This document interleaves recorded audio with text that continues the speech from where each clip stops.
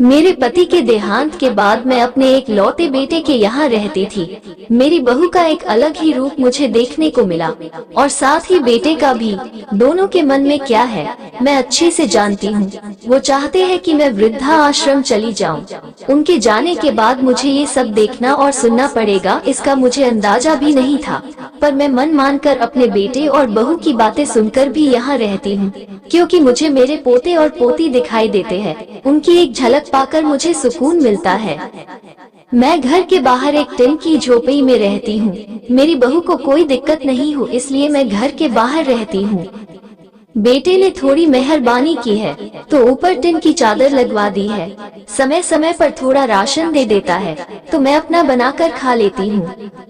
मैंने अपने बेटे को कह दिया है कि मेरी वजह से उन दोनों को कोई प्रॉब्लम नहीं होगी, बस मुझे यही रहने दे, इसी घर में मुझे मर जाने दे। मैं बस यही चाहती हूँ। मैं अपने आप को खुशकिस्मत समझती हूँ कि मेरे बेटे और बहू कम से कम मेरे लिए इतना तो कर रहे हैं। मेरा बेटा सुबह 9 बजे नौकरी जाता है और बच्चे भी उसी समय स्कूल जाते हैं। फिर शाम को 6 बजे मेरा बेटा वापस आता है। बच्चे 3 बजे आते हैं। उन्हें आते जाते निकलते देख मुझे बड़ा सुकून मिलता है। मेरे पति के दोस्त थे, उनकी पत्नी का भी स्वर्गवास हो गया है। उस समय पर वो हमारे घर पर आया करते थे। उनसे हमारे अच्छे रिश्ते थे। उनका घर हमारे घर से थोड़ी दूरी पर था। पैरों में समस्या हो गई थी, ठीक से चल भी नहीं पाते थे। वो बड़े दिनों बाद मेरे यहाँ आए। मुझे उन्हें देखकर अच्छा लगा। उनका हाल भी मेरी तरह ही था। बच्चे अब उनसे भी परेशान थे। आकर मेरे पास अपना दुखड़ा रोते थे और उन दिनों को याद करते थे। बुढ़ापा हम जैसों को बहुत रुलाता है। उनकी पत्नी का स्वर्गवास हो गया था और उन्हें चलने उठने में समस्या थी, इसलिए वो तो अपना खाना भी नहीं बना पाते थे। मेरे पास आए तो मैं समझ गई कि यह इतनी मुसीबत में चलकर पुराने दोस्तों के यहाँ चाय और खाने की चाह में ही जाते होंगे।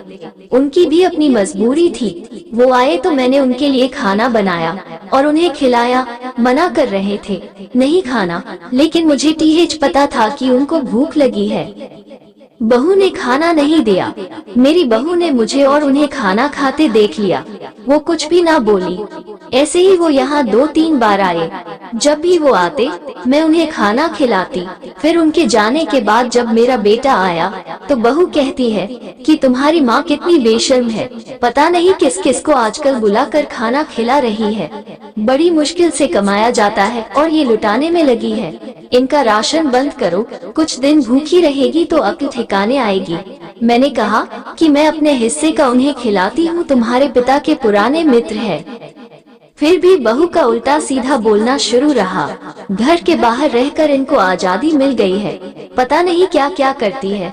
बेटा भी बोला कि कुछ दिन भूखा ही रहने दो इन्हें। मुझे मेरे बेटे ने घर के पीछे सीढ़ी के पास ले जाकर बिठा दिया और कहा कि अब यही बैठो। मेरे तो अब आंसू भी सूख गए थे। अगले दिन मुझे खाना नहीं मिला। मेरे टिन के उस छोटे से कमरे को बहू ने तोड़ दिया। तब मुझे लगा कि अब मैं गलत कर रही हूँ। एक दिन पूरा भूखा रहने के बाद मैंने सोचा कि मैं गलत कर रही हूँ।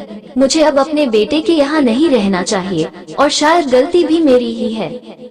मेरी ही परवरिश में कोई कमी रही है, तभी तो ये परिणाम आया। अगली सुबह मैंने अपने बेटे को कहा कि मुझे वृद्धा आश्रम छोड़ा, अब मैं तुम दोनों को ज्यादा परेशान नहीं करना चाहती। बहू ने कहा कि एक दिन भूखी रही तो अक्ल ठिकाने आ गई ना। बेटे के चेहरे पर भी अजीब सी खुशी थी। जल्दी से तैयार हो गया मुझे छोड़ने के लिए। बहू कह रही थी कि आज की छुट्टी ले लो, यही आसपास मत छोड़ आना, कहीं 3 दिन में वापस आ जाए। मैंने अपनी बहू से कहा कि बेटी चिंता मत कर, मैं अब नहीं आऊंगी। मैंने अपने पोता पोती को गले लगाया। मुझे पता था कि अब मिलना नहीं हो पाएगा। बेटे को भी चाहती थी कि एक बार जी भर के गले लगा लूं, लेकिन वो बोला चलो जल्दी करो। मैंने बहू को कहा कि बेटी अपना ध्यान रखना। मेरा बेटा मुझे छोड़ आया। वहाँ आकर मैंने देखा कि मेरी तरह कई है। थोड़े दिन उदास रहते हैं, फिर सच को स्वीकार कर लेते हैं। मैं अब यहाँ खुश हूँ, कुछ काम भी करती हूँ। मैं चाहती हूँ कि ऐसा किसी के साथ ना हो, लेकिन ऐसा कब किसके साथ हो जाए कोई बता नहीं सकता। लेकिन माँ बाप को ऐसे समय के लिए भी तैयार रहना चाहिए। बस बच्चों को पाल कर बड़ा कर दो, उनसे कुछ उम्मीद मत रखो।